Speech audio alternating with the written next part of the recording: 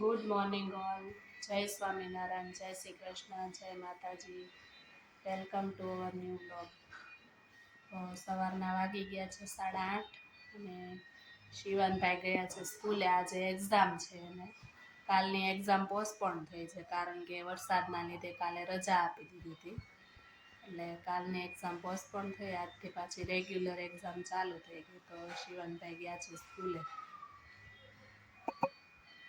ને આ બાજુ જો અમારા આરોભાઈ સૂતા છે. સવારમાં બહુ ઊંઘ આવે એને. કેમ આરવ? આજે વરસાદે પણ વિરામ લઈ લીધો છે. કાલે બહુ વરસાદ પડ્યો. સ્કૂલમાં પણ રજા આપી દીધી હતી કાલે. અને આજે તો વરસાદ નથી. સારું વાતાવરણ છે, ઠંડુ.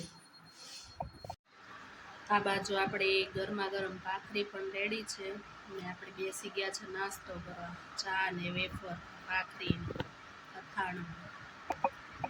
તો સવારના વાગી ગયા છે 10:30 અને બધું કામકાજ પતાવીને ફ્રી થઈ ગયા છીએ. હવે શિવાનને લેવા જવાનો ટાઈમ થઈ ગયો છે. ને અમારે આરુબાઈ નાહી ધોઈ તૈયાર થઈ ભાખરી ખાઈને નીચે રમવા ગયા છે દીદી સાથે. બપોરના વાગી ગયા છે 12 ને શિવાનભાઈ આવી ગયા સ્કૂલેથી આવીને નાસ્તો કરવા બેસી ગયા. શું નાસ્તો છે? ચકરી.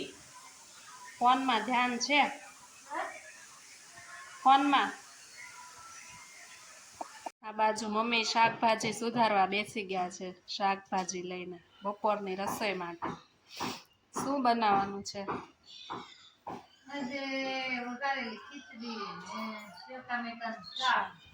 રોટલી, ભાખરી. ચા પીવા સાંજના 5:30 થઈ ગયા છે. બધા 5 જ વાગ્યા છે. ચા રેડી. કેમ? ચા દૂધ પીવા બેસી ગયા શિવાનભાઈ. હમણાં આરોભાઈ તાબડો લઈને બેસી ગયા. કેમ? ધાબળા વગર ચા દૂધ ગળાય તે ન ઉતરે. તો ગાઈસ, સાંજના વાગી ગયા છે 7:30 અને અત્યારે આપણે બનાવવાના છે ડિનરમાં ચા ને થેપલા. થેપલા બનાવવા માટે લોટ રેડી કરી લીધો છે. બધો મસાલો નાખીને લસણવાળું મરચું, હળદર, ધાણા જીરું, મેથી, મીઠું, મોણ બધું નાખીને ને મમ્મી આ બાજુ બેસી ગયા છે માળા કરવા. ને શિવાનભાઈ રીડિંગ કરે છે અત્યારે. શેની એક્ઝામ છે કાલે?